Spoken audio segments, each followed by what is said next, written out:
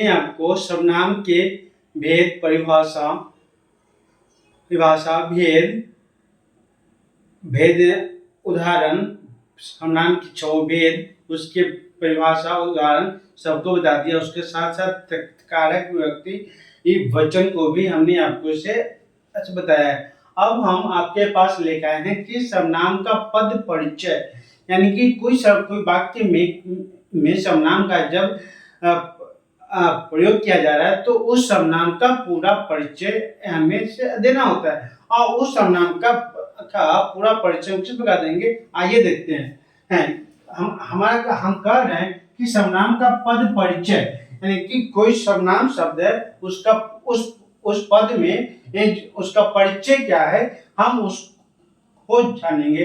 तो सर्वनाम का पद परिचय है सर्वनाम का भेद। जो सर्वनाम का पद परिचय है वो देंगे, जिसमें क्या देना है, जिनमें हमें क्या क्या देना है उसको देखते हैं। क्या पहला तो सर्वनाम का है, उसके बाद सर्वनाम के भेद, यानी कि सर्वनाम के किस भेद का वह सर्वनाम शब्द है। उसके बाद उस सर्वनाम का पुरुष, वह किस पुरुष का है, उत्तम पुरुष का है, मध्यम पुरुष का है या अन्य पुरुष का है। उसके बाद लिंग, पुल्लिंग, स्त्रीलिंग या पुंसलिंग, किस लिंग का है। उसके बाद वचन, एक वचन या बहुवचन का है, इसका परिचय देंगे।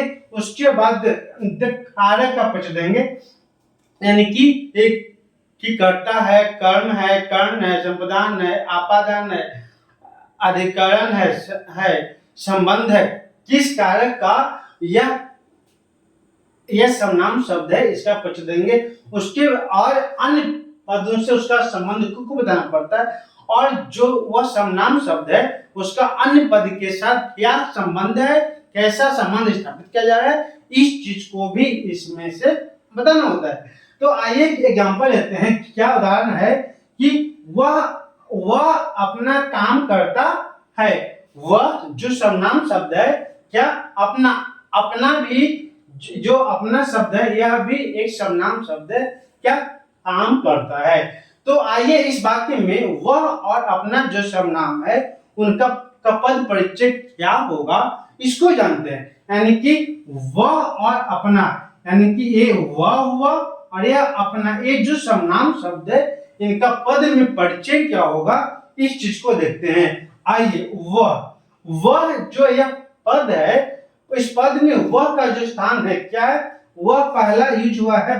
पुरुषवाचक सर्वनाम में। ठीक है, पुरुषवाचक सर्वनाम के रूप में यहाँ पर प्रयोग हुआ है। मतलब वह जो शब्द है वह पुरुषवाचक सर्वनाम का सर्वनाम है। उसके बाद वो किस पुरुष का है, अन्य पुरुष का शब्द है, मतलब सर्वनाम है, वह अन्य पुरुष का सर्वनाम है। तीसरा क्या है, वह पुल्लिंग है न कि स्त्रीलिंग है, और वह एक वचन कर्ता कारक का है। वह एक वचन का है और जो कारक है वह कर्ता कारक का है। करता है क्रिया का करता है, और जो क्रिया है वह क्या है, करता है, जो अपना काम करता है, यही यह करता है। तो वह कर्ता कारक का सर्वनाम शब्द है। अब हम देखते हैं अपना जो सर्वनाम शब्द है वह नीचवाचक सर्वनाम का शब्द है। किसका है, नीचवाचक सर्वनाम का शब्द है। वह अन्य पुरुष का शब्द है।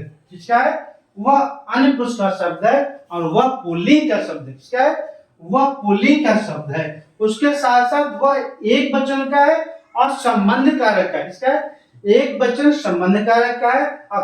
अब काम क्या है, संज्ञा का विशेषण है जो यह बताता है। इस प्रकार हमने आपको उस सर्वनाम का पद परिचय हमने आपको पूर्णतः बताया। उम्मीद है कि आपको सर्वनाम का जो पद परिचय देना है किस रूप में देना है, क्या देना है, क्या पहला तो सर्वनाम देना है, वह किस सर्वनाम, मतलब सर्वनाम के किस भेद का है। उसके बाद पुरुष का देना है, किस पुरुष का है।